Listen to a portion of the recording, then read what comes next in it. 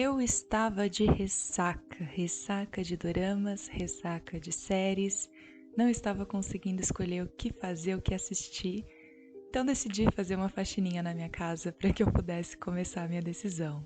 À noite eu comecei a assistir Amor e Anarquia. A segunda temporada, eu gostei muito da primeira temporada e eu estava muito empolgada para poder assistir a segunda, mas eu não sei o que aconteceu nesse meio do caminho que eu simplesmente não consegui assistir. Eu vi o primeiro episódio, acho que quase todo, mas eu fiquei bem entediada e eu decidi que seria melhor simplesmente abandonar por enquanto, tentar assistir outra coisa para ver se o meu coração ia ficar mais aquecido. No dia seguinte, eu acordei. O meu estúdio, para quem não sabe, ele fica perto dessa lavanderia. E do lado dessa lavanderia, na verdade, dentro dela.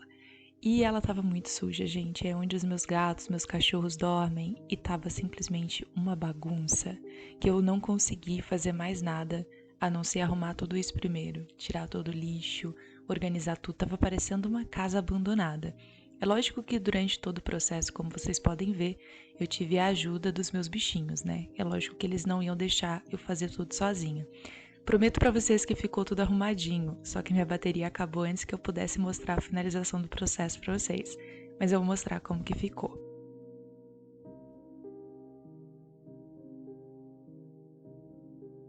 E a arrumação ela não parou por aí. Olha o meu quarto, o estado que tava. Eu precisava dar um jeito no meu quarto antes de começar o meu dia de trabalho.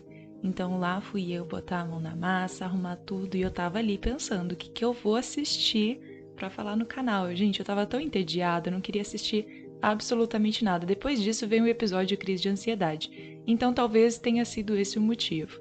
Na hora do café, é claro que, como sempre, né? Eu sempre tenho uma companhia prestes a roubar o meu pãozinho ali. Ele só estava esperando uma oportunidade. Eu confesso pra vocês que eu não estava pretendendo assistir La Casa de Papel Coreia, porque eu vi algumas pessoas falando que era exatamente a cópia da versão original e eu estava de ressaca da versão original. Eu nunca acabei La Casa de Papel, achei que ficou muito chato depois. Mas eu decidi dar uma chance. E a Coreia nunca decepciona. Então esse é o assunto de hoje. La Casa de Papel Coreia é sim muito semelhante com a versão original.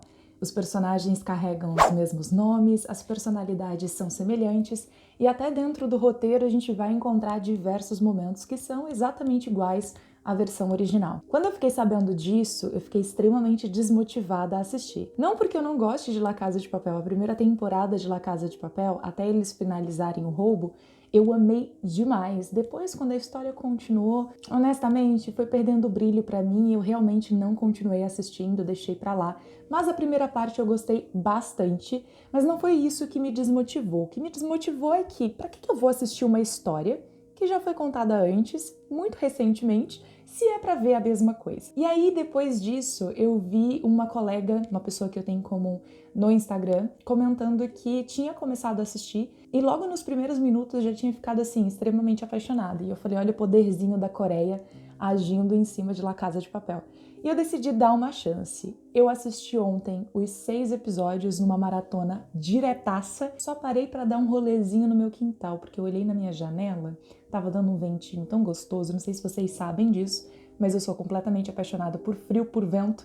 Então tava dando um ventinho tão bom que eu falei, não, eu preciso ir lá fora dar uma conferida no clima. Os meus bichinhos foram todos juntos, foi bem gostosinho. Depois eu voltei e finalizei toda a história, porque eu queria finalizar pelo menos os 6 primeiros episódios numa tacada só para eu vir aqui e falar para vocês se você deve ou não assistir. No geral, eu gostei muito, inclusive acho que gostei mais até do que a versão original, porque ao contrário do roteiro da versão original e das personalidades dos personagens que a gente teve na versão original, aqui eu me irritei menos. Eu senti que a história foi conduzida de uma forma que não foi feita para me estressar. Eu não achei os personagens às vezes tomando decisões burras ou coisas do tipo, então eu realmente gostei muito do resultado. A Tóquio foi uma personagem que me surpreendeu muito. Ela continua sendo a narradora da nossa história. No entanto, foi criado para ela um passado muito interessante que justifica muito as ações dela dentro da trama, e ela de novo não é aquela personagem explosiva explosiva o tempo inteiro,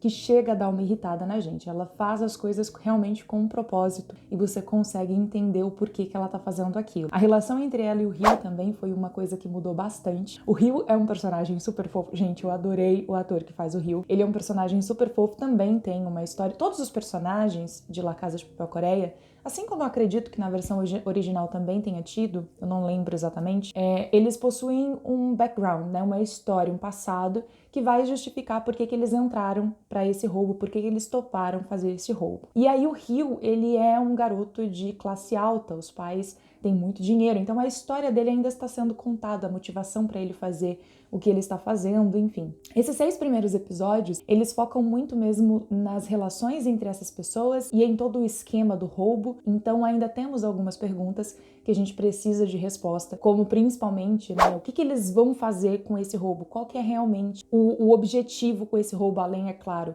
de sair com uma grana, qual que é o objetivo social desse roubo. Eu acho que isso não está muito claro ainda, mas foram só os 6 primeiros episódios. Aqui nessa versão, já volto a falar dos personagens para vocês, mas só para vocês entenderem, nessa versão a proposta é que nós tenhamos uma unificação das duas Coreias, a Coreia do Norte e a Coreia do Sul. E, inicialmente, né, tudo flores, tudo lindo, e as pessoas estão felizes que finalmente a unificação aconteceu. No entanto, como a gente fala de política, né, de sociedade capitalista e economia e tudo mais, muitas coisas são vendidas de forma errada, né? A personagem Tóquio, por exemplo, ela serviu ao exército da Coreia do Norte e foi prometido para ela que na unificação ela teria um apartamento, um trabalho, e quando ela chega ela vê que nada disso é real. Então a gente começa a ver o impacto social, o impacto econômico que tem com a junção dessas duas Coreias e que não é tudo flores e que tem muita gente que já tem muita grana que vai fazer muito mais grana em cima disso,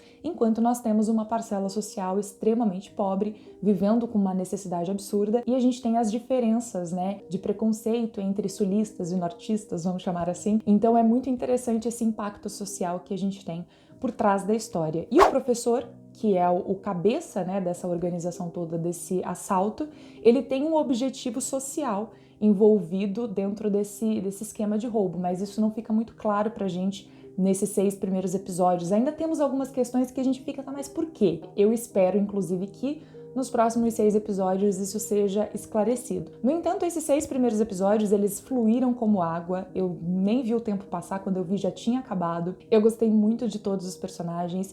Helsinki e Oslo, assim como na versão original, eles ficam mais de escanteio, mas eu gostei muito mais da relação do Denver com Moscou, né, pai e filho, aqui nessa versão. Temos um clipe muito legal dos dois agindo juntos, que realmente mostra o quanto os dois são parecidos e são parceiros, e o quanto eles se amam. Não que seja diferente na versão original, mas não sei, teve alguma coisa aqui que mexeu mais comigo. E gosto muito também de toda a questão do Arthurito, que aqui é o diretor, e carrega outro nome, só o nome dos personagens que muda, mas o nome dos assaltantes, Rio, Nairobi, é tudo a mesma. Então nós temos o diretor da Casa da Moeda, que também é um palhaço, mas ele é menos irritante do que a versão original, mas ainda assim ele te tira do sério porque ele vive querendo atrapalhar o roubo e a gente quer fazer esse roubo dar certo. Tudo errado, né? Pra quem a gente torce. Mas a gente tem ele com a amante acaba eventualmente se interessando pelo Denver, inclusive Coreia tá avançada, menina, né? A gente teve uma cena mais 18 ali de full screen que eu fiquei, eita, tudo bom? Mas até as relações, elas são mais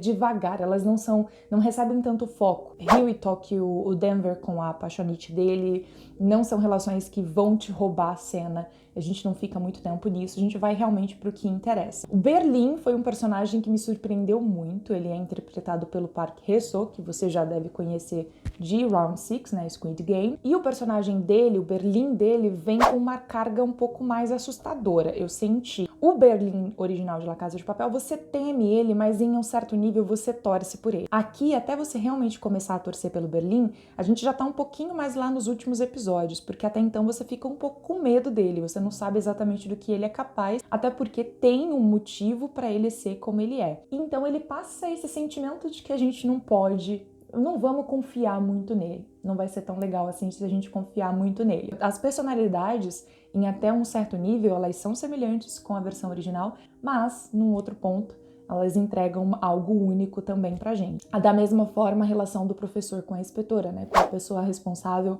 por tentar negociar e resolver a questão dos reféns, enfim. A relação dos dois no início, você parece que não vai pra frente, parece que não, acabou aqui, a gente não vai ter mais os dois envolvidos, até que eventualmente o envolvimento volta a acontecer e a gente percebe que o professor, ele realmente se apaixona muito por ela, a gente vê essa mudança sutilmente acontecendo. Do momento em que ele não se importa com ela, até o momento que ele começa a perceber que, epa, eu acho que eu meti os pés pelas mãos aqui, acho que eu comecei a gostar dessa mulher mais do que eu deveria. E uma outra personagem que eu achei que não ia rolar, que foi a Nairobi. No começo eu falei, eu acho que aqui eles pecaram, porque a Nairobi, ela é uma personagem, né, que tem um impacto muito grande na La Casa de Papel. Então quando eu vi ela pela primeira vez, eu falei, acho que não vai rolar, mas chega um momento na história que dá tudo certo, que ela realmente entrega a personalidade que a gente quer ver na Nairobi. A relação entre ela e a Tóquio é muito divertida em vários momentos. Então sim, a personagem, ela chegou aonde ela tinha que chegar, e eu espero que na segunda parte a gente veja mais da personagem. Gostei muito da escolha do elenco, acho que o elenco foi muito bom e realmente muito competente. E de novo, né, a história ela